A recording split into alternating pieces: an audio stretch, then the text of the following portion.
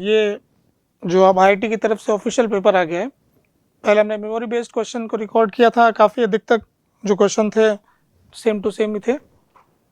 अब इसको रिकॉर्ड कर रहे हैं हम। तो ये देखिए क्वेश्चन जो था, इसके अंदर हमें जानकारी ये दे रखी है कि एक बॉल को यहाँ से रिलीज़ किया था, h हाइट से रिलीज़ होती है, और यहाँ आकर के इसकी वेलोसिटी का एक वेक्टर दे रखा है v0 वेक्टर।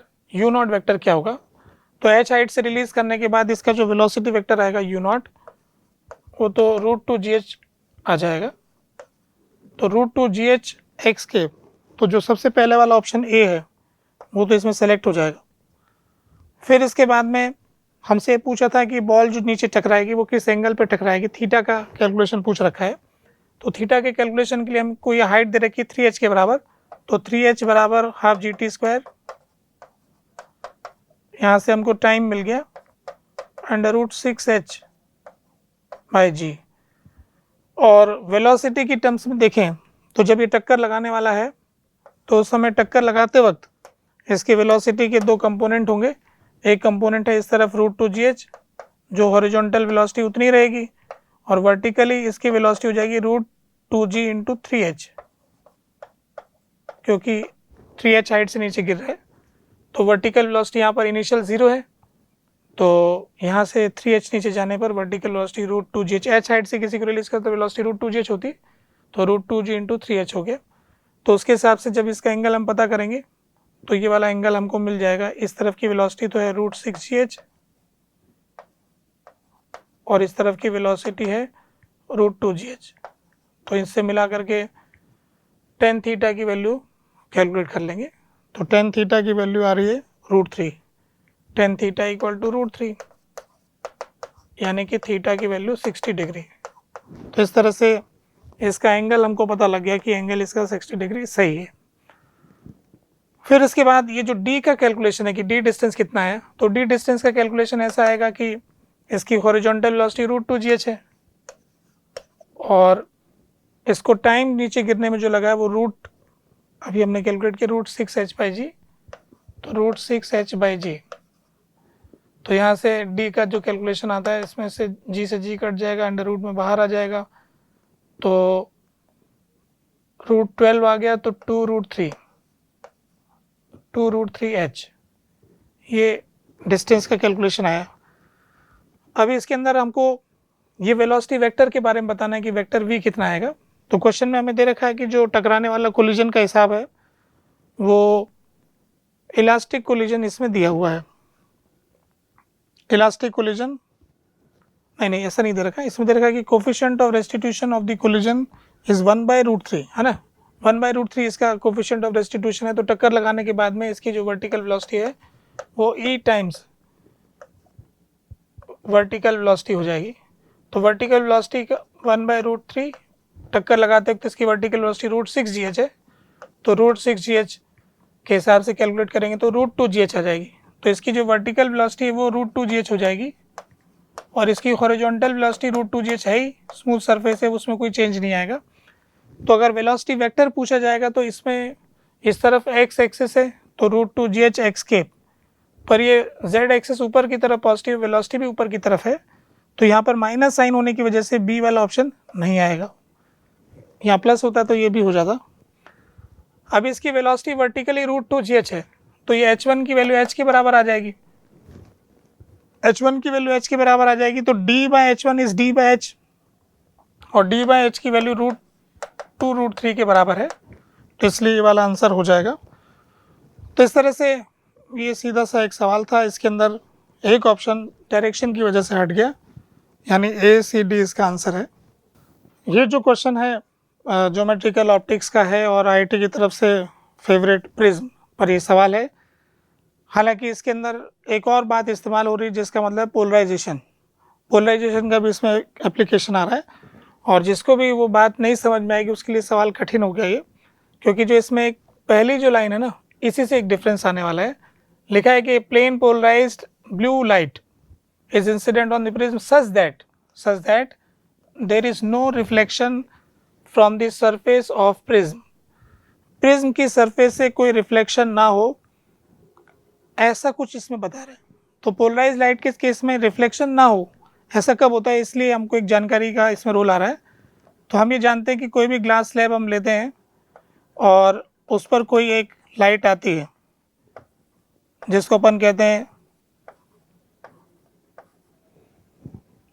Unpolarise light. अगर वो एक स्पेशल एंगल थीटा ब्रूवेस्टर्स एंगल पर आती है तो जो रिफ्लेक्टेड लाइट होती है वो पोलराइज्ड होती है, जिसकी कंडीशन ये होती है कि ये वाला रिफ्लेक्टेड और रिफ्लेक्टेड रे में 90 डिग्री का एंगल होता है और इधर वाला एंगल 90 माइनस थीटा होता है। तो ये एक इन्फॉर्मेशन है हम जो जानते हैं। क्या जानते हैं कि एक अनपोलराइज लाइट जब आती है एक स्पेशल एंगल पर, जब ये एंगल थीटा और ये 90 माइनस थीटा आता है तो ये वाली लाइट रिफ्लेक्टेड लाइट पोलराइज होती है। अब क्वेश्चन में ये कहा गया है कि इसके पास रिफ्लेक्टेड लाइट ही नहीं है, तो रिफ्लेक्टेड लाइट ही नहीं है इसका मतलब ये होगा कि इस लाइट के अंदर ये वाला पोलराइजेशन होगा ही नहीं, सिर्फ लाइट एक ही डायरेक्शन में पोलराइज होगी। तो ऐसा होने की वजह से जो दूसरी डायरेक्शन की लाइट थी जो जानी चाहिए थी जो इसमें मौजूद ही नहीं थी, इसलिए ऐसा हुआ नहीं। तो इसकी सहायता से अपन को इतना पता लग गया कि जो इस तरफ का थीटा है वो तो थीटा होगा और जो एंटर करने के बाद इसमें थीटा आएगा लाइट का वो 90 माइनस थीटा होगा। तो एक तरह से ये जो कैलकुलेट करने की बात आएगी यहाँ पर पहली सरफेस के ऊपर इक्वेशन लगाएंगे अपन, तो यहाँ पर लग जाएगा 1 sine theta is equal to, इसका रिफ्रैक्टिव इंडेक्स क्वेश्चन में दिया हुआ है जिसकी वैल्यू है फर्स्ट वाले केस में जो refractive index blue light is √3, तो √3 आ गया और साइन 90 माइनस थीटा तो ये हो गया 10 थीटा इज इक्वल टू √3 यानी थीटा इक्वल टू 60 डिग्री। तो एंगल ऑफ इंसिडेंस 60 डिग्री के बराबर हो गया और ये फर्स्ट वाला एंगल 30 डिग्री हो गया, ये 30 डिग्री हो गया। तो नेक्स्ट ये वाला एंगल अपन ए मान लेते हैं, तो नेक्स्ट सरफेस पे जो एंगल आएगा वो a माइनस 30 हो जाएगा और फिर इसके बाद वाला एंगल जो है एंगल ऑफ इमर्जेंस जो हमें निकालना है। अब देखो इसमें क्वेश्चन में ये दे रखा है कि angle of deviation of emergent ray 60 degree. तो एंगल ऑफ डेविएशन का फॉर्मूला हम जानते हैं I plus E minus A, I plus E minus A. इस फॉर्मूले के हिसाब से अब अपन को दे रखा है कि टोटल डेविएशन 60 डिग्री है और एंगल ऑफ इंसिडेंस हमने निकाल लिया 60 डिग्री। एंगल ऑफ इमरजेंस हमें पता करना है माइनस ए, तो ये 60 कट गया, ई बराबर ए आ गया। तो हमें पता लगा कि जो बाहर आने वाला एंगल है वो ए के बराबर ही होगा। तो यहाँ पर फिर हम स्नेल्स लॉ फिर लगा देते हैं, तो यहाँ का रिफ्लेक्टिव इंडेक्स है √3 sine a minus 30 is equal to 1 sine a। अब इसको ओपन कर लेंगे, √3 sine a cos 30 minus cos a sine 30 is equal to sine a। अब यहाँ से जब इसको ओपन करेंगे तो cos 30 की वैल्यू √3/2 साइन 30 की वैल्यू यहाँ से सॉल्व करेंगे तो इसमें वैल्यू देख लेते हैं कितनी आती है, √3 और √3/2 sine a minus cos a/2 equal to sine a। तो ये 3 साइन a/2 और इसको इधर लेके जाएंगे तो यहाँ से आ जाएगा sine a/2 is equal to √3 cos a/2, 2 से 2 कट जाएगा तो tan a is equal to √3 आ गया। इसका मतलब a आ गया 60 डिग्री। तो हमें पता लग गया कि प्रिज्म का एंगल जो होगा वो 60 डिग्री होगा। तो प्रिज्म का एंगल का वैल्यू अपन को 60 डिग्री मिल गया। जो क्वेश्चन के पार्ट्स हैं उसमें हमसे ये पूछा है कि एंगल ऑफ प्रिज्म क्या होगा, तो एंगल ऑफ प्रिज्म इसमें 45 डिग्री दिया हुआ है, हमारा आंसर आ रहा है 60 डिग्री, इसलिए ऐसा होगा नहीं। फिर इसमें लिखा है कि blue light is polarized in the plane of incidence. तो ब्लू लाइट के पोलराइजेशन के बारे में जो कहा गया, अभी जैसे मैंने डिस्कस किया था कि प्लेन ऑफ इंसिडेंस क्या होता है। प्लेन ऑफ इंसिडेंस होता है नॉर्मल, रिफ्लेक्टेड और रिफ्रैक्टेड रे का जो प्लेन होता है उसे अपन प्लेन ऑफ इंसिडेंस कहते हैं। तो प्लेन ऑफ इंसिडेंस इस बोर्ड का प्लेन ही हो जाएगा और ये जो इलेक्ट्रिक फील्ड ऑसिलेट करेगा वो इसी प्लेन में करेगा। तो दो तरह के नोटेशन है प्लेन ऑफ पोलराइजेशन के बारे में। पुराना नोटेशन कहता है कि जिस प्लेन में इलेक्ट्रिक फील्ड ऑसिलेट करता है उसके परपेंडिकुलर डायरेक्शन को प्लेन ऑफ पोलराइजेशन कहते हैं, और जो नया नोटेशन है वो कहता है कि जिस प्लेन में इलेक्ट्रिक फील्ड ऑसिलेट करता है और जिस तरफ लाइट जाती है उससे जो प्लेन बनता है, तो लाइट इस तरफ जा रही है और ये इलेक्ट्रिक फील्ड है, तो ये वाला प्लेन ऑफ पोलराइजेशन है और ये प्लेन ऑफ इंसिडेंस भी यही है। तो इस हिसाब से इस नए नोटेशन को मानते हुए मैं ये इसको टिक कर रहा हूँ कि ब्लू लाइट जो है उसी प्लेन में पोलराइज्ड है जिस प्लेन में जो प्लेन ऑफ इंसिडेंस है, इसी वजह से वो रिफ्लेक्टेड लाइट दिखाई नहीं दे रही क्योंकि वो वाला कंपोनेंट इसमें है ही नहीं। फिर रही बात इसके दूसरे ऑप्शन के बारे में। अब ये पहले वाला ऑप्शन हमने ले लिया, दूसरे reflective index of the material fluid for red light. अब रेड लाइट के बारे में कुछ इन्फॉर्मेशन क्वेश्चन में हमें दे रखी है कि रेड लाइट के बारे में लिखा है कि रेड लाइट जब जाती है इसमें से तो रेड लाइट के केस में इसका मिनिमम डेविएशन प्रिज्म का, सेम प्रिज्म का मिनिमम डेविएशन दे रखा है क्वेश्चन में 30 डिग्री। तो इसको मैं यहाँ पे कर देता हूँ। रेड कलर की लाइट के लिए इसी प्रिज्म के लिए प्रिज्म का एंगल तो हम निकाल चुके हैं 60 डिग्री और मिनिमम डेविएशन का फॉर्मूला होता है I plus E minus A where I is equal to E. I और ई बराबर होते हैं मिनिमम डेविएशन में और R1 is equal to R2 is equal to A/2 होता है। तो यहाँ पर मिनिमम डेविएशन 30 दे रखा है, 2I माइनस 60, तो यहाँ से 90 इज इक्वल टू 2I, तो I इज इक्वल टू 45। तो यहाँ से हमको पता लग गया कि एंगल ऑफ इंसिडेंस जो है वो 45 है और ये जो एंगल है वो A/2 होता है। A 60 दे रखा है इसलिए 30 डिग्री हो गया। तब यहाँ पे स्नेल्स लॉ लगाएंगे तो 1 sin 45 is equal to mu sine 30 degree. तो ये आ गया 1/√2 और म्यू 1/2 आ गया साइन का वैल्यू, तो म्यू की वैल्यू √2 के बराबर आ गई। तो रिफ्रैक्टिव इंडेक्स जो है √2 के बराबर होगा, इसलिए ये वाला आंसर सी इसका सही हो गया। तो रेड लाइट के लिए इस प्रिज्म का रिफ्रैक्टिव इंडेक्स √2 के बराबर होगा। फिर लिखा है the angle of refraction for blue light in air at the exit plane of the prism is. तो ये हवा में जो बाहर निकलने वाला एंगल है वो हमसे पूछा जा रहा है। तो जो अपन ने पहले वाले पार्ट में सॉल्व किया है, यहाँ पर ये जो बाहर आने वाला एंगल है वो ए के बराबर है, ए की वैल्यू 60 डिग्री है, तो वही हमसे पूछा है, तो उसके हिसाब से ये सेलेक्ट हो गया। इसकी वैल्यू 60 डिग्री दे रखी है, वो 60 डिग्री के बराबर ही आती है। तो इस तरह से इस क्वेश्चन के आंसर हो गए A-C-D। ठीक है। क्वेश्चन नंबर 3 जो है ये कैपेसिटर चैप्टर का सवाल है, बेसिक क्वेश्चन चार्जिंग वाला है। तो इसके 4 ऑप्शंस दिए हैं क्वेश्चन में। हमें दे रखा है कि एक 15 वोल्ट की बैटरी है, इसके साथ एक रेजिस्टेंस है R, एक 5 वोल्ट की बैटरी, एक रेजिस्टेंस 1 ओम और एक 3 ओम का रेजिस्टेंस। इसकी ब्रांच में करंट I1 इस समय शुरुआत में की ओपन है। कैपेसिटर के बारे में बताया कि वो अनचार्ज है और यहाँ का रेजिस्टेंस 3 ओम दे रखा है। क्वेश्चन में दे रखा है कि 1 ampere current flows through 1 ohm resistor. जब इसका की अपन ने ओपन रखा है तब के बारे में बात हो रही। इसमें 1 एम्पियर करंट जा रहा है 1 ओम में से। ये 15 वोल्ट की बैटरी है तो करंट इसकी वजह से यूँ जाना चाहिए, ये 5 वोल्ट से बड़ी है इसलिए, तो 1 एम्पियर करंट इस डायरेक्शन में जाएगा। ये प्लस और ये माइनस हो गया। तो अब अपन को एक तो R निकालना है और ये I1 की वैल्यू निकालनी है। शुरुआत में ये ओपन है तो ये वाला सर्किट का हिस्सा तो जब तो क्लोज नहीं करेंगे काम ही नहीं आएगा। तो हम क्या करते हैं कि इस वाली ब्रांच का यहाँ का वोल्टेज 0 मान लेते हैं। फिर यहाँ पर 5 वोल्ट हो जाएगा क्योंकि यहाँ का करंट हमें पता है, तो ये 1 वोल्ट का पोटेंशियल डिफरेंस आ रहा तो ये 6 वोल्ट हो जाएगा। तो इस वाले पॉइंट का पोटेंशियल 6 वोल्ट, ये वाला 0 हो गया, ये 6 हो गया। तो इस ब्रांच का करंट हम निकालना चाहते हैं तो पोटेंशियल डिफरेंस अपॉन रेजिस्टेंस। तो पोटेंशियल डिफरेंस है 6, रेजिस्टेंस है 3, तो यहाँ पर आ गया 2 एम्पियर। तो I1 की वैल्यू आ गई 2 एम्पियर।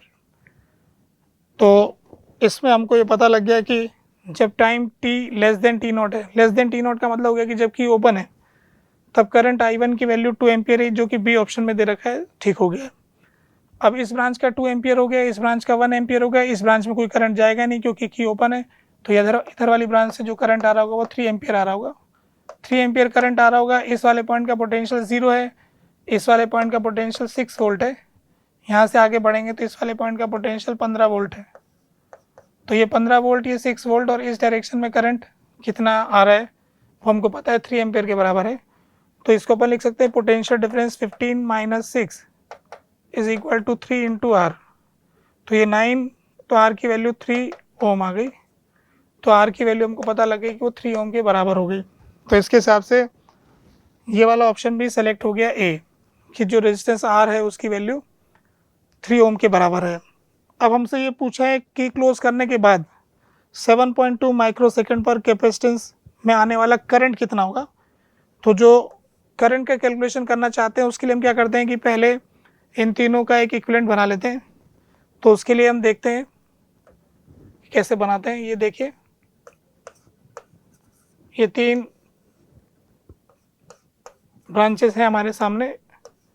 एक ब्रांच में करंट बैटरी नहीं दे रखी तो अपनी तरफ से 0 वोल्ट की बैटरी लगा लेते हैं और ये 3 ओम हो गया। ये 5 वोल्ट की बैटरी है और यहाँ पर 1 ओम है और ये 15 वोल्ट की बैटरी और ये 3 ओम हमने निकाला था अभी।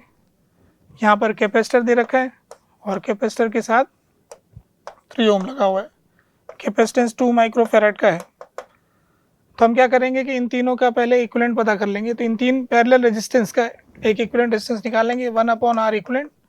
तो ये आएगा 1/3 + 1/1 + 1/3। तो ऊपर नीचे 3 से मल्टीप्लाई करेंगे तो ये आ जाएगा 5/3। तो आर इक्विवेलेंट की वैल्यू आ गई 3/5। तो इन सब का इक्विवेलेंट रेजिस्टेंस हो गया 3/5। अब ई इक्विवेलेंट का फार्मूला होता है E equivalent by R equivalent E1/R1 + E2/R2 + E3/R3। इस फार्मूले के हिसाब से अपन वैल्यू पुट करेंगे 15/3 + 5/1 + 0/3। E equivalent by R equivalent, E equivalent divided by R equivalent हो गया 3/5। तो इनको सॉल्व करेंगे हम। यहाँ से तो 0 हो गया और ये ऊपर नीचे 3 से मल्टीप्लाई कर देंगे तो ये 15 + 15 30/3 हो गया। 30/3 × 3/5। तो यहाँ से ई इक्विवेलेंट का कैलकुलेशन आ जाएगा। 3 से 3 कट जाएगा, 6 आ जाएगा। तो हमको ये पता लग गया ई इक्विवेलेंट 6 वोल्ट हो गया। तो इन तीनों का उठा करके एक इक्विवेलेंट बना देंगे। 6 वोल्ट की बैटरी, 6 वोल्ट की बैटरी हो गई और इसका रेजिस्टेंस हो गया 3/5 और ये कैपेसिटर के साथ जोड़ दिया। इस कैपेसिटर का कैपेसिटेंस 2 माइक्रोफैराड दे रखा है और ये 3 ओम का रेजिस्टेंस है। अब हमारे को t = 0, जो t = T0 है इसको 0 टाइम मान ले, उस समय का चार्ज इसका 0 है। तो अब किसी भी टाइम t का बोल रखा है तो उस समय इसका चार्ज हमें पता चल जाएगा। अपन को चार्ज की बजाय हमसे करंट का पूछा है तो करंट चार्ज का एक्सप्रेशन होता है EC × 1 - T/τ और करंट का एक्सप्रेशन होता है E/R e⁻⁻T/τ। तो जिस समय हमें पूछा है उस टाइम की वैल्यू हमको दे रखी T0 + 7.2 माइक्रो सेकेंड। यानी इस इक्वेशन के अंदर जो t की वैल्यू है वो क्योंकि T0 को अपन ने 0 टाइम ले लिया की क्लोज करने वाले को, तो 7.2 माइक्रो सेकेंड हमको माइक्रो सेकेंड पुट करनी है।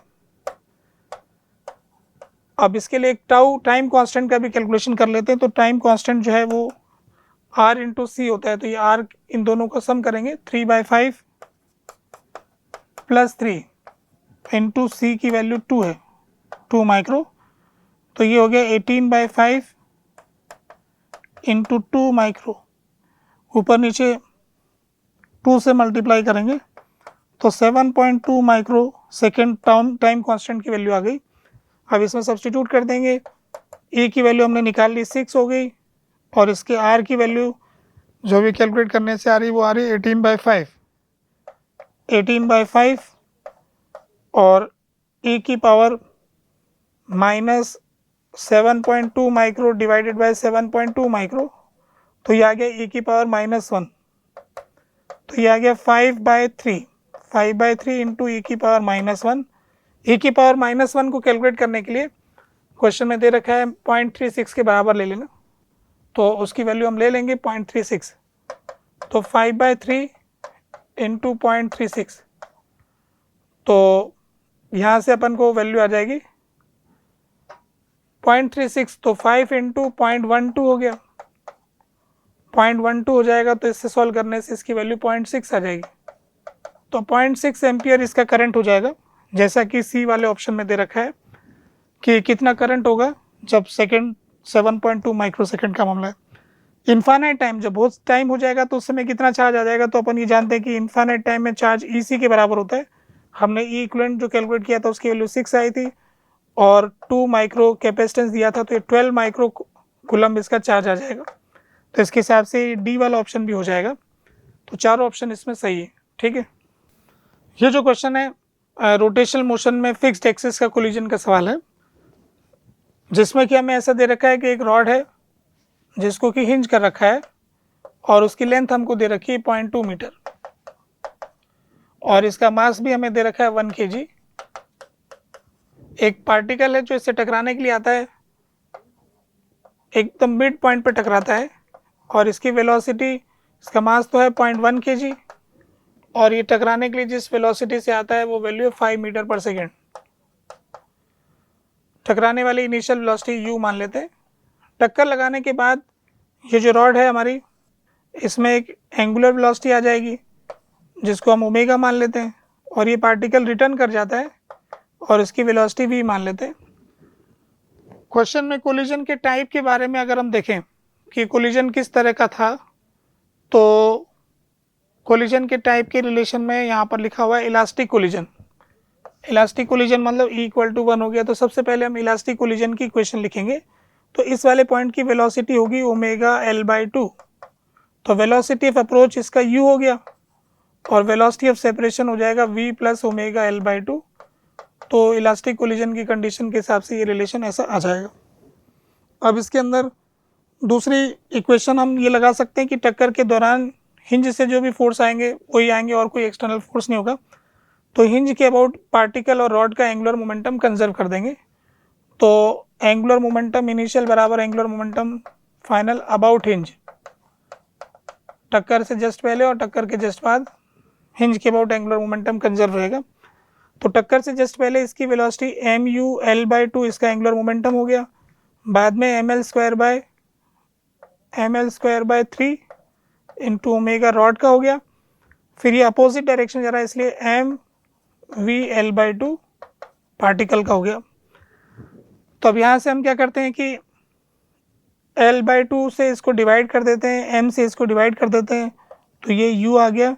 तो ये आ जाएगा 2/3 m/m इंटू ओमेगा और L/2 यहाँ से कट गया -v। ऐसा हमारे पास दूसरा इक्वेशन हो गया। तो क्वेश्चन में हमको ओमेगा और v पता करना है। ये दो इक्वेशन हमारे पास है। हम अगर इन दोनों को ऐड करेंगे तो इसमें से v कैंसिल हो जाएगा और फिर ओमेगा की वैल्यू आ जाएगी। तो इसको सॉल्व कर लेते हैं। 2u इज इक्वल टू, इन दोनों को ऐड करेंगे, v वाली टर्म तो कट गई, तो ये आ गया omega L/2 plus 2/3 m/m omega, 2/3 m/m omega. एक टर्म l इसमें रह जाएगा, एक l और आएगा, एक l कट गया था, एक l बच जाएगा, तो एक ओमेगा l यहाँ पर आ जाएगा। अब जो वैल्यूज़ दे रखी है अपन उसको पुट कर देते हैं। तो यहाँ से हमारे को u की वैल्यू 5 दे रखी थी, यहाँ पे 5 रख दिया। ओमेगा हमें कैलकुलेट करना है, l की वैल्यू हमें दे रखी है 0.2 डिवाइडेड बाई 2 हो जाएगा 0.1 प्लस 2/3 m/m की वैल्यू 10 आ जाएगी। ये 0.1 है, वो 1 है, ये 10 आ जाएगा, तो यहाँ पे 10 आ गया इंटू ओमेगा। l की वैल्यू 0.2 है, तो इसको सिंप्लीफाई करेंगे तो यहाँ पर आ गया 10, लेफ्ट हैंड साइड में 10 आ गया, ये हो गया ओमेगा बाई 10। और यहाँ पर देखेंगे तो ये हो गया 2 + 2 × 2 4/3 ओमेगा। तो ये आ जाएगा 43 ओमेगा अपॉन 30, 43 ओमेगा अपॉन 30 हो जाएगा। और यहाँ से ओमेगा की वैल्यू आ जाएगी 300 अपॉन 43, 300 अपॉन 43। तो अगर अपन इसको ऐसे सीधे सीधे सोचें एक बार के लिए 40 मान लें तो एक ज़ीरो कट गया और 40 30/4 हो गया 15, लगभग 7.5 के आसपास होता है। अगर ये इसको 40 मान लेते हैं तो ये 7 से नीचे आएगा, 6.98 है ना। अगर इसको डिवाइड करेंगे तो इसके बराबर आ जाएगा, ये वाला ओमेगा जो है इसके बराबर आ जाएगा। v का कैलकुलेशन करना चाहते हैं तो v की वैल्यू कैलकुलेट करने के लिए अपने पास ये इक्वेशन, इसमें सब्स्टिट्यूट कर देंगे ओमेगा की वैल्यू। तो u की वैल्यू 5 दे रखी है, v हमें पता करना है, ओमेगा की वैल्यू आ गई 300/43 और इंटू L/2, L की वैल्यू है 0.2 डिवाइडेड बाई 2, तो ये 0.1 हो गया, 0.1 होने से ये 30 हो गया, तो 5 is equal to v plus 30/43।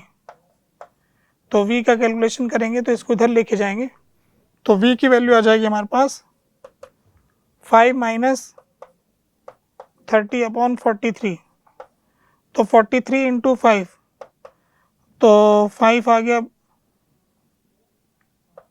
215 minus 30/43 हो गया, तो 185 डिवाइडेड बाय 43 ये v की वैल्यू आएगी, तो ये 4.3 के आसपास आएगी।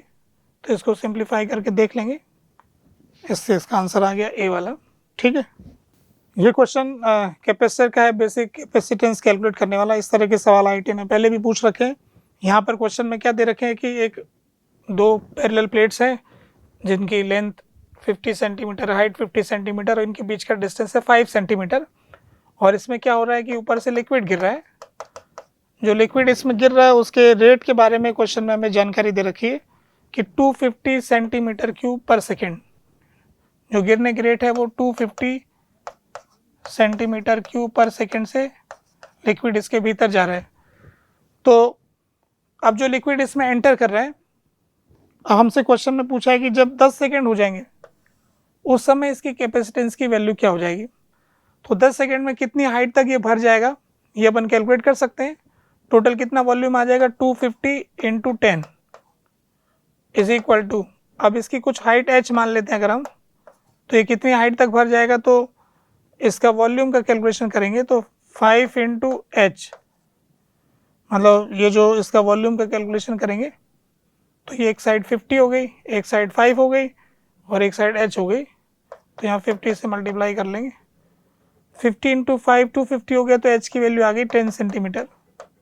तो टोटल 50 सेंटीमीटर में से 10 सेंटीमीटर इसका हो गया। तो अब अपन को कैपेसिटेंस कैलकुलेट करना है। तो कैपेसिटेंस कैलकुलेट करने में ऐसा है कि अब इसमें एक हिस्से में तो लिक्विड भरा हुआ है जो कि 10 सेंटीमीटर की हाइट तक भरा हुआ है, तो ये एक तरह से पैरेलल कैपेसिटर का इक्विवेलेंट बन जाएगा। यानी आप इसको ऐसा मान सकते हो कि दो कैपेसिटर हैं, एक डाइलेक्ट्रिक वाला और एक बिना डाइलेक्ट्रिक वाला, और उन दोनों का इक्विवेलेंट कैपेसिटेंस हमको चाहिए। इसका एरिया A1, इसका एरिया A2 और इसके अंदर डाइलेक्ट्रिक भरा हुआ है, तो इसका capacitance C1 plus C2 parallel combination का फॉर्मूला होता है। तो A1 epsilon not by D plus K2 A2 epsilon not by D, ये कैपेसिटेंस की वैल्यू आ गई। तब A1 A2 की टर्म्स में अपन को वैल्यू पुट करनी है, तो यहाँ पर A1 की वैल्यू अपन यहाँ से कैलकुलेट करने के लिए एप्सिलॉन नॉट बाई D तो कॉमन ले लेते हैं और A1 प्लस K A2 लिख लेंगे। एप्सिलॉन नॉट की वैल्यू क्वेश्चन में दे रखी है हमें, वो यूज़ कर लेंगे। 9 इंटू 10 की पावर -12, तो 9 into 10 to the power -12, D की वैल्यू हमको दे रखी है 5 सेंटीमीटर, तो 5 इंटू 10 की पावर -2।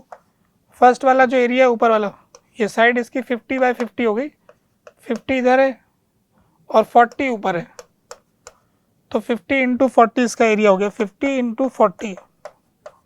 और जो नीचे वाला हिस्सा है उसकी लेंथ अगर हम देखेंगे तो उसका डाइलेक्ट्रिक कांस्टेंट K, तो हमें क्वेश्चन में दे रखा है 3, डाइलेक्ट्रिक कांस्टेंट की वैल्यू 3 के बराबर है, तो K की जगह तो रख देंगे 3।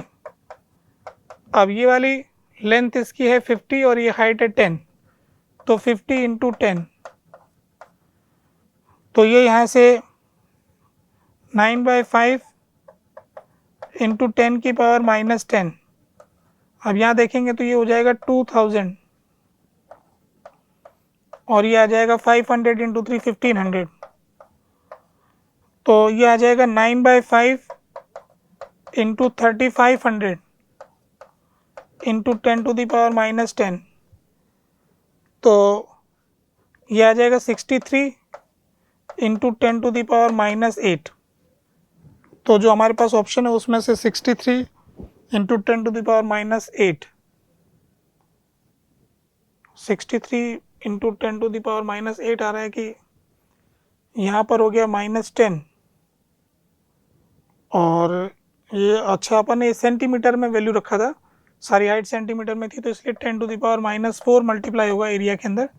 ये जो एरिया का कैलकुलेशन किया है इसमें अपन को 10⁻⁻4 मल्टीप्लाई करना होगा, तो इससे ही आ जाएगा 63 इंटू 10⁻⁻12 जो कि इसका आंसर है 63 पिकोफैराड। तो बी वाला आंसर हो जाएगा। ठीक है, ये थर्मोडायनेमिक्स का क्वेश्चन है।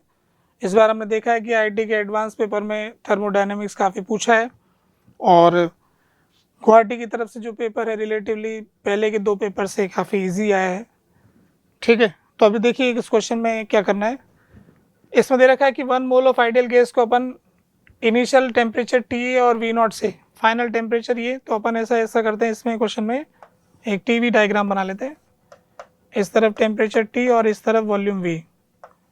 तो क्वेश्चन में ऐसा कहा गया है कि पहले का वॉल्यूम जो है वो V0 है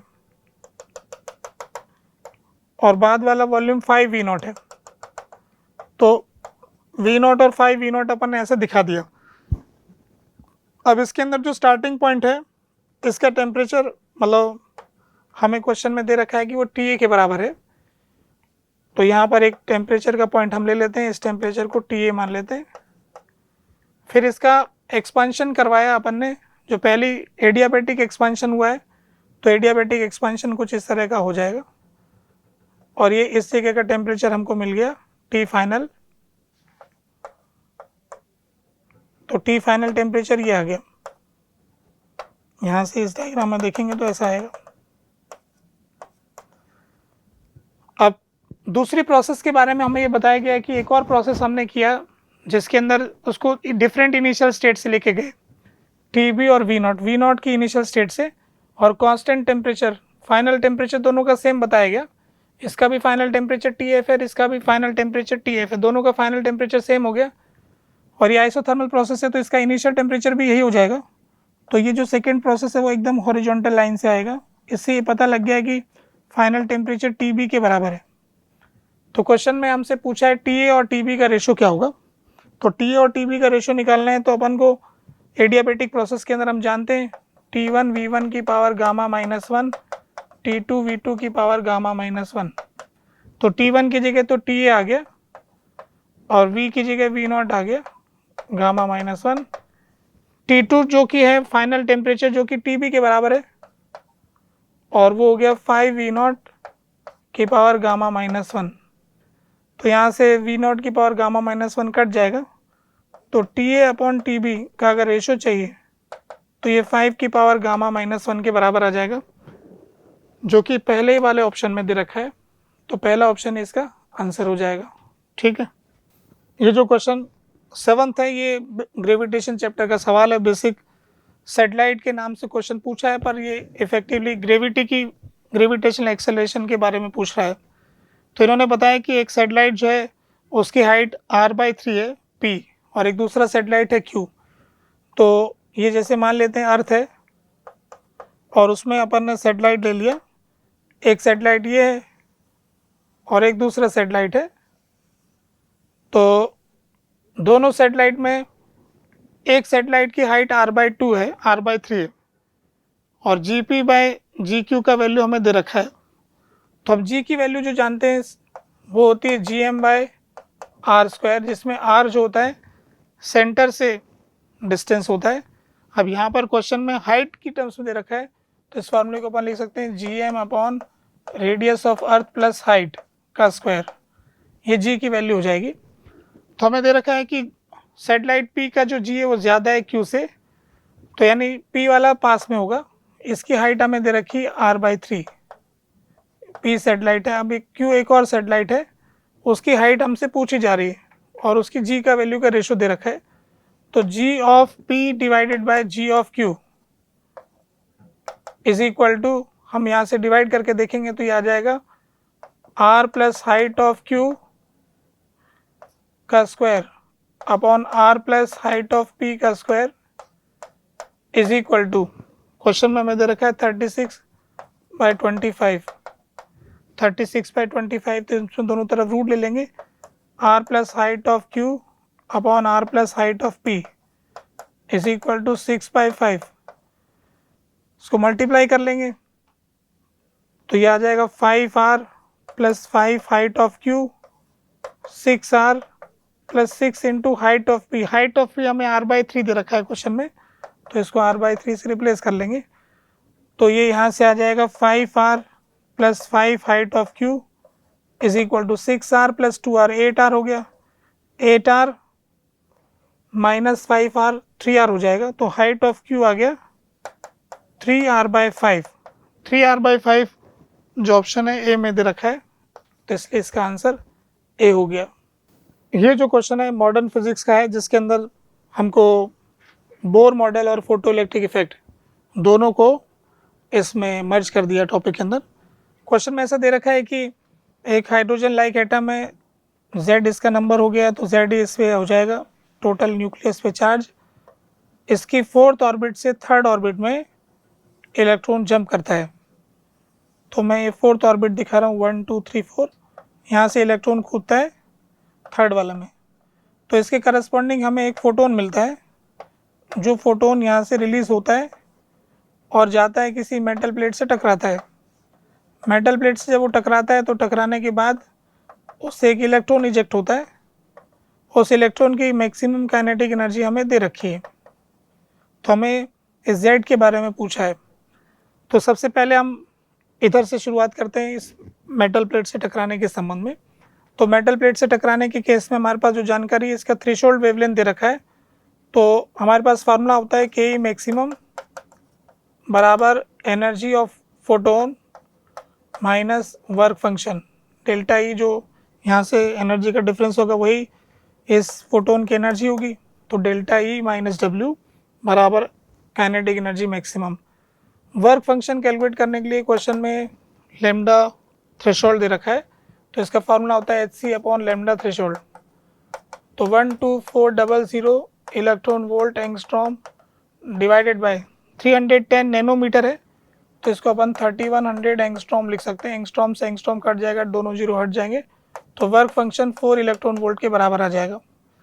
काइनेटिक एनर्जी जो दे रखी है वो अपन को दे रखी है 1.95 इलेक्ट्रॉन वोल्ट। तो यहाँ पुट कर देंगे 1.95 इलेक्ट्रॉन वोल्ट डेल्टा ई, और वर्क फंक्शन की वैल्यू है 4 इलेक्ट्रॉन वोल्ट।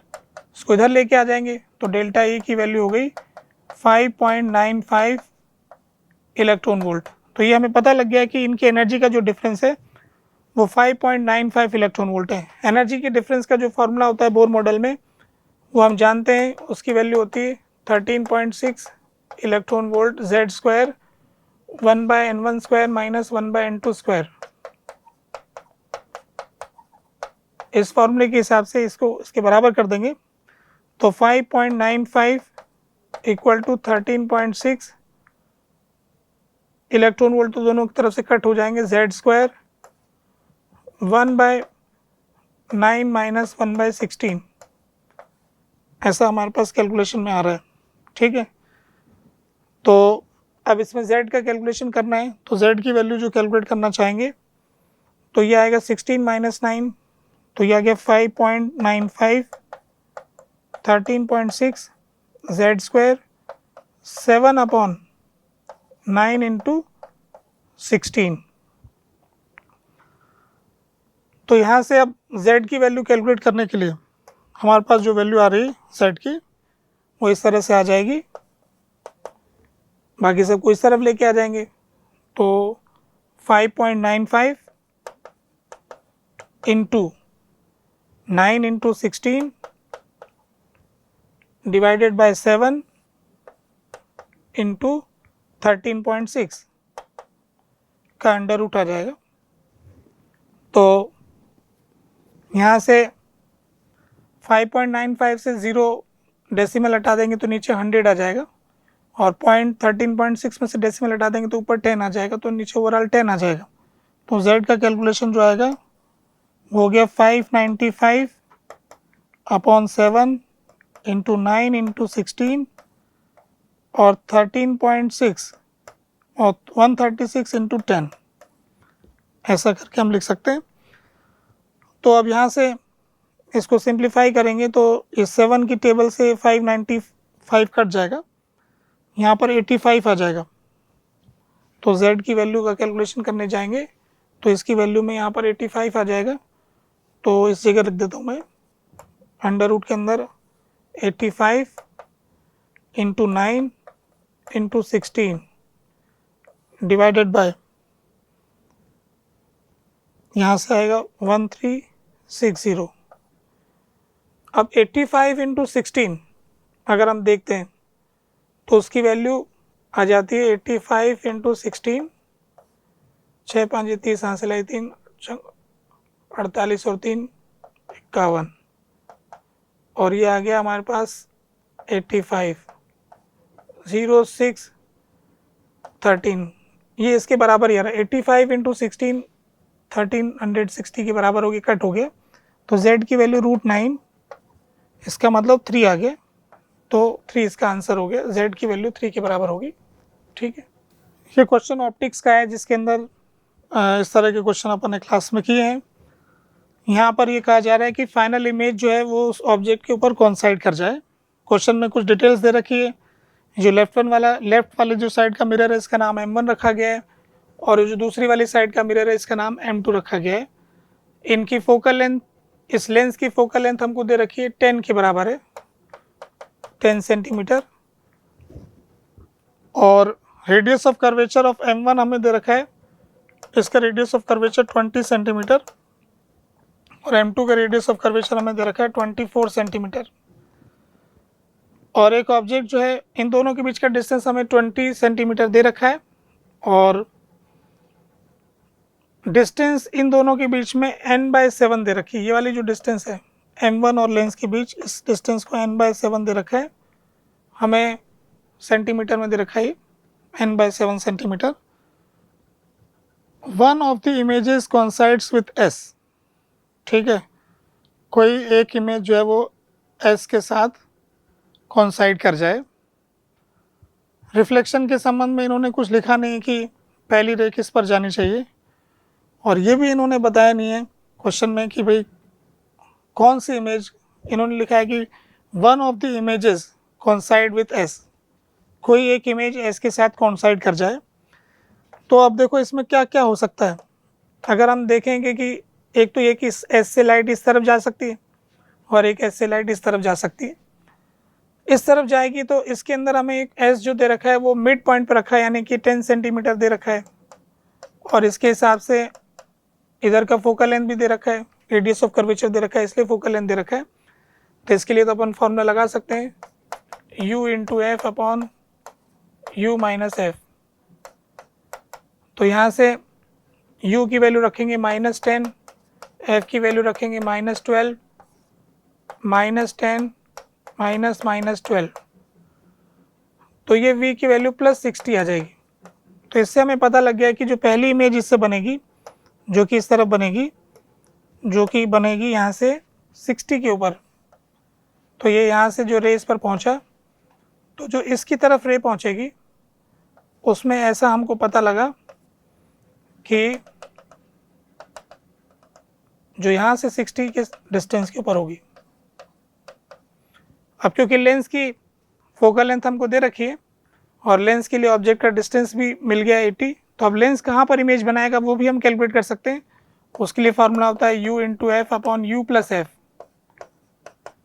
अब यहाँ पर इस फार्मूले के हिसाब से U की वैल्यू हो गई -80, F की वैल्यू लेंस के लिए 10 दे रखी है, तो ये आ गया -80 + 10, तो ये हो गया ऊपर -800 और नीचे -70, तो -80 बाय माइनस प्लस हो गया 80/7।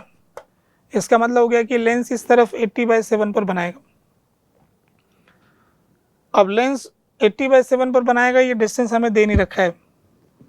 क्वेश्चन में जो लिखा है कि one of the images coincides with S, है ना। अब हमारे पास में ये चॉइस आ रही है कि भाई इसमें इमेज कोइंसाइड कब करेगी। तो अभी तो इस तरफ लाइट जाएगी, फिर इससे इमेज बनेगी, फिर इस पर लाइट इधर इस तरफ आएगी। तो अभी जैसे मैं इस तरफ आगे जा रहा हूँ तो ये मेरे को पास कैलकुलेशन में डेटा आ रहा है कि इसकी वैल्यू 80/7 पर आ रही है। 80/7 कोई भी डिस्टेंस हो सकता है, तो मैं एक बार के लिए ऐसा मान लेता हूँ कि वो यहाँ पर है 80/7। तो 80/7 डिस्टेंस ये वाला हो गया 80/7। अब 80/7 पे आने के बाद में फिर जब लाइट इससे वापस रिटर्न करेगी, तो अब फाइनल इमेज अगर मैं यहीं से, अब मेरे पास में आ रहा है कि मैंने इस मिरर का यूज़ कर लिया, इस लेंस का यूज़ कर लिया, अब इस मिरर का यूज़ कर लिया, फाइनली इस जगह इमेज बननी चाहिए, क्योंकि इसकी फोकल लेंथ जो है 10 सेंटीमीटर दे रखी है और ये डिस्टेंस भी 10 सेंटीमीटर है। इस लेंस की फोकल लेंथ 10 सेंटीमीटर है और ये डिस्टेंस भी 10 सेंटीमीटर। तो हम ये जानते हैं कि लेंस के लिए जो इस तरह की लाइट आती है, इस तरफ पैरेलल लाइट, वो उसके फोकस पे जाके मिलती है। तो इसका मतलब हमें ये समझ में आ रहा है कि अगर मैं अब इस लेंस के द्वारा बनाई गई इमेज यहाँ कोइंसाइड करवा दूंगा, तो उस केस में यहाँ से लाइट पैरेलल आनी चाहिए, ये मुझे समझ में आ रहा है। और यहाँ से लाइट पैरेलल कैसे आ सकती है? अगर यहाँ से ये लाइट पैरेलल आएगी तो इसके बाद तो फिर ये इमेज यहाँ कोइंसाइड कर जाएगी, और पैरेलल आने के लिए फिर इस डिस्टेंस को इसका फोकस होना चाहिए, और इसकी रेडियस ऑफ कर्वेचर 20 सेंटीमीटर, तो फोकल लेंथ इसकी 10 हो जाएगी। तो इस तरह से 10 + 80/7 n/7 के बराबर हो जाएगा। तो मैं इस इक्वेशन के हिसाब से लिखूंगा, तो 10 + 80/7 is equal to 10 n/7 is equal to n/7। तो ये हो गया 150/7 इज इक्वल टू n/7। तो 7 से 7 कट गया, तो n की वैल्यू 150 आ गई। ठीक है, अगर मैं इस साइड जाता हूं, तो अभी मैंने इसमें क्या किया कि राइट हैंड साइड जा करके फिर इधर इस लेंस पे रे भेजी, फिर लेंस ने जो इमेज बनाई, फिर इससे मिरर पे पहुंची, फिर मिरर से लेंस पे गई, और फिर लेंस से वापस यहाँ गई। तो ये इमेज कोइंसाइड करने से इसका आंसर 150 आ गया। अगर मैं लेफ्ट साइड जाने की बजाय राइट साइड जाता हूँ, तो राइट साइड जाऊँगा, मतलब सॉरी, राइट साइड तो भी गए था, अगर राइट साइड की बजाय लेफ्ट साइड जाऊँगा, तो लेफ्ट साइड जाऊँगा तो रिवर्सिबिलिटी प्रिंसिपल वाला ही केस बन जाएगा, क्योंकि ये इसके फोकस के ऊपर रखा हो तो इसकी लाइट पैरेलल होगी, फिर ये पैरेलल होगी तो फिर ये इसके फोकस पर आएगी, जो फोकस पर आएगी तो वो लाइट यहाँ से ऐसे जाएगी, ऐसे जा कर के वहाँ बनेगी, फिर यहाँ से रिफ्लेक्ट होकर यहाँ बन जाएगी। तो यानी मैंने अगर सोर्स इस तरफ भी लाइट ले रहा हूँ तो भी इमेज यहीं पर ही आ रही है, और इस तरफ भी लाइट ले रहा हूँ तो भी इमेज यहीं पर आ रही है। अब एक बार ये इमेज आ गई तो ये सक्सेसफुली बार बार यहीं पर ही आएगी, यानी ये जो 150 वाला आंसर है ये हर बार ऐसा ही होता रहेगा, क्योंकि अभी एक बार इमेज इधर कोइंसाइड हो गई, इस डायरेक्शन में जाएंगे, फिर वापस लौट करके आएंगे, तो ऐसा ऐसा होता रहेगा। तो ये आंसर हो रहा है। अब कुछ स्टूडेंट्स ने डिस्कशन में, मैंने जो पेपर के बाद डिस्कशन, उन्होंने कुछ और तरह से भी किया इसको। तो ऐसा हो सकता है इसके अंदर, वो ये है कि भाई हमारे पास जो कैलकुलेशन में ऐसा क्वेश्चन में लिखा हुआ नहीं है स्पष्ट, क्योंकि जो पहले मैंने इसका सॉल्यूशन बनाया वो मेमोरी बेस्ड बनाया था। अब यहाँ पे लिखा है कि one of the images coincide with S, one of the images coincide with S, ये इन्होंने बोला नहीं कौन सी इमेज है। तभी इसमें कोई स्टूडेंट ऐसा भी कर सकता है कि यहाँ से जो लाइट आए फिर वो इसके बाद इस पे जाने के बाद इस पे कोइंसाइड करें, तो उस केस में एक डिफरेंट आंसर हो जाएगा। और ऐसा सोचने से मुझे लगता है कि बहुत सारे आंसर हो जाएंगे। यानी अगर मैं ऐसा मान लूँ कि ये जो पॉइंट है यहाँ पर, जैसे मैंने तो यहाँ पर इसको फोकस ले लिया, अगर ये सेंटर ऑफ कर्वेचर होता, तो सेंटर ऑफ कर्वेचर होता तो ये रे इस पे परपेंडिकुलर गिरती, ये परपेंडिकुलर गिरती थी, फिर वापस लौट करके यूँ जा करके फिर इसकी इमेज बन जाती। यानी यही डिस्टेंस जो है 10 ना होकर के 20 हो जाता, तो उस केस में फिर इसका आंसर दूसरे तरह के भी आ जाएंगे। और क्योंकि क्वेश्चन की लैंग्वेज इस तरह से स्पष्ट नहीं है, वैसे तो जो मैंने लिखा है मेरे हिसाब से ये उस एंगल में बढ़िया है कि दोनों तरफ के हिसाब से फिट है ये 150। तो इस आंसर की तो प्रोबेबिलिटी सबसे ज़्यादा है कि अगर एक सिंगल आंसर आएगा तो यही आएगा। और दूसरा कोई आंसर यूज़ करना चाहता है तो उसमें क्या होगा कि इंस्ट्रूमेंट ज़्यादा बार इस्तेमाल हो रहे हैं। मैंने जो निकाला है उसके अंदर एक बार इस मिरर का यूज़ हो गया, एक बार इस मिरर का यूज़ हो गया, और ये क्योंकि लाइट इसमें आएगी जाएगी तो ये 2 बार हो गया, तो उसके हिसाब से ये आ गया और दोनों तरफ के लिए आ रहा है। और जो कुछ दूसरे लोगों ने जो किया है उसमें से एक काम तो ये कर सकते हैं कि ये सेंटर ऑफ कर्वेचर होता है, तो लाइट यहीं से रिट्रेस कर करके फिर रिट्रेस करके यहाँ पहुँच जाएगी, तो उस केस में फिर ये डिस्टेंस 10 की जगह 20 हो जाएगा। तो 10 की जगह जब 20 हो जाएगा तो यहाँ पर 20 हो जाएगा, तो 20 70 इंटू 20 हो जाएगा 140, 140 प्लस 80 220। तो उनका आंसर 220 आ रहा होगा। एक दूसरा आंसर 220 भी आ रहा है। अगर इसको कोई पोल मान लेता है, इसी पॉइंट को यहाँ पर पोल मान लेता है, अगर वो पोल मान लेगा तो उस केस में भी लाइट का वापस वही रिट्रेसिंग वाला कंडीशन हो जाएगा। तो उस केस में फिर n की वैल्यू 80 भी आ जाएगी। तो किसी का आंसर n बराबर 80 भी आ रहा होगा। ऐसा सोचने पर अब इसमें ये आ रहा है कि अपन ने इमेज कौन से नंबर की यहाँ पे कोइंसाइड करवाई है। ऐसे करके बहुत सारे आंसर आ सकते हैं। और मेरे दिमाग में ये भी बात आ रही है कि अभी जैसे अपन ने यहाँ पर सॉल्व किया है, अब इसमें आगे और कोई ना कोई नंबर की इमेज कोइंसाइड करवा सकते हैं। तो वैसे क्वेश्चन में देना चाहिए था। अब ये IIT क्या करती है देखते हैं। मैं अपनी तरफ से तो आंसर 150 दिया अभी, है ना। ये आंसर भी संभावित है इसके अंदर, जैसी लैंग्वेज है इसके हिसाब से बोल रहा हूँ, ठीक है। ये जो क्वेश्चन नंबर 10 है, ये ऑप्टिक्स प्लस एक्सपेरिमेंट, काफ़ी बार इस तरह के क्वेश्चन पूछे जा चुके हैं, जिसमें हमें एरर कैलकुलेट करना है फोकल लेंथ के अंदर कितना आएगा। तो यहाँ पर क्वेश्चन में जो गिवन डेटा है वो ऑब्जेक्ट के और इमेज की पोजीशन के बारे में है। क्वेश्चन में दे रखा है कि जो ऑब्जेक्ट है वो हमें दे रखा है u की वैल्यू 10 प्लस माइनस 0.1 और v की वैल्यू 20 प्लस माइनस 0.2। तो ये रियल ऑब्जेक्ट की रियल इमेज का केस है। तो अपन को इसमें सबसे पहले f का कैलकुलेशन करना है कि f की वैल्यू क्या होगी। तो f की value 1/f is equal to 1/v minus 1/u।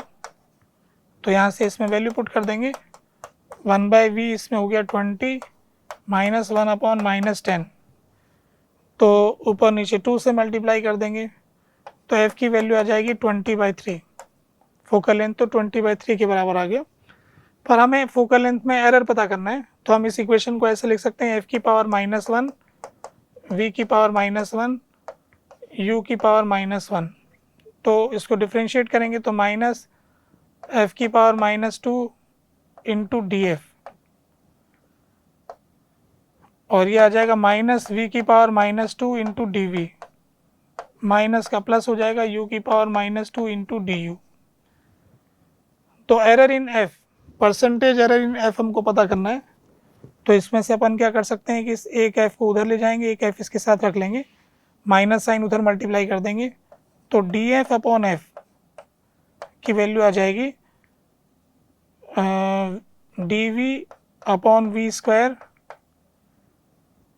dv/v² minus du/u² into f। अब दोनों तरफ 100 से मल्टीप्लाई कर देंगे तो परसेंटेज में चेंजेस अपन को मिल जाएंगे जो हमें पता करना है। अब क्वेश्चन में जो डेटा गिवन है उसमें से dv का जो वैल्यू आप सेलेक्ट करेंगे तो dv जो है प्लस माइनस का 0.2 हो सकता है। यहाँ पे मैं प्लस सेलेक्ट कर रहा हूँ 0.2। v का स्क्वायर है इसलिए कोई दिक्कत नहीं, 20 इंटू 20 हो गई। माइनस u का साइन हम सेलेक्ट करते वक्त du का साइन ऐसा सेलेक्ट करेंगे जिससे एरर हमारी बड़ी भी आए। तो -0.1 डिवाइडेड बाय u की वैल्यू जो है हमारे पास वो है 10 इंटू 10। f की वैल्यू हम कैलकुलेट कर चुके हैं 20/3 इंटू 100।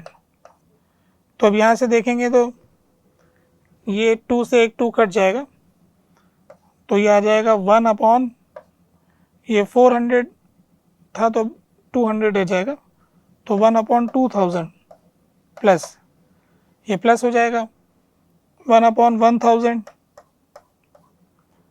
इंटू 20। अब इसको आप लिख सकते हैं 2/3 इंटू 1000, 2/3 इंटू 1000 कर सकते हैं इसको हम। ये 1000 अंदर मल्टीप्लाई करने लेके जाएंगे तो ये 1/2 प्लस 1 3/2, तो यानी परसेंटेज चेंज आ जाएगा 100 इंटू df/f। तो ये ऐड होकर के आ जाएगा 3/2 इंटू 2/3, बोले तो 1%। तो 1% का इसमें आंसर आ जाएगा। तो n की वैल्यू रख देंगे 1 इसका आंसर हो जाएगा, ठीक है। ये क्वेश्चन एक थर्मोडायनेमिक्स का आया था। थर्मोडायनेमिक्स से काफ़ी क्वेश्चन है, उनमें से एक ये है।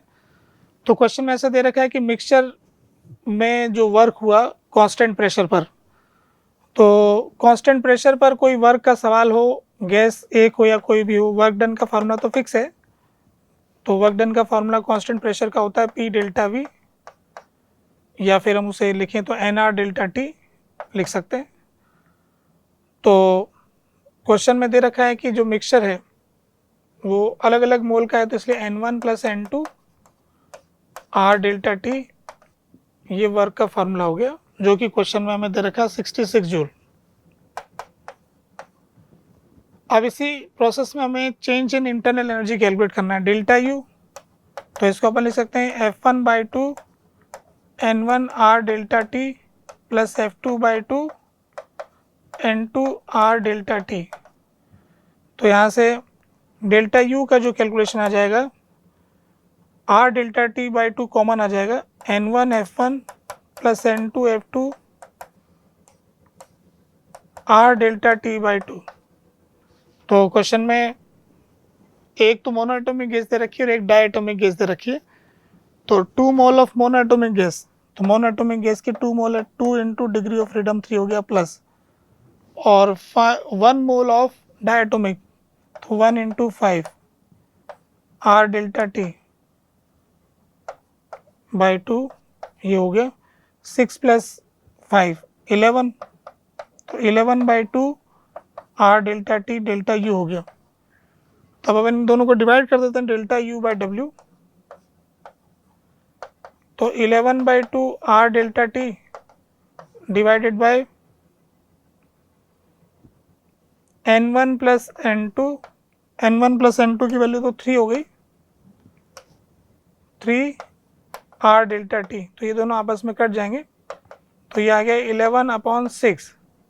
तो delta U is equal to 11/6 into W, W की वैल्यू 66 दे रखी, तो ये ऊपर 11 इंटू 11 आ जाएगा 121, तो डेल्टा U की वैल्यू 121 जूल के बराबर हो गया, तो इसलिए इसका आंसर दे दिया 121।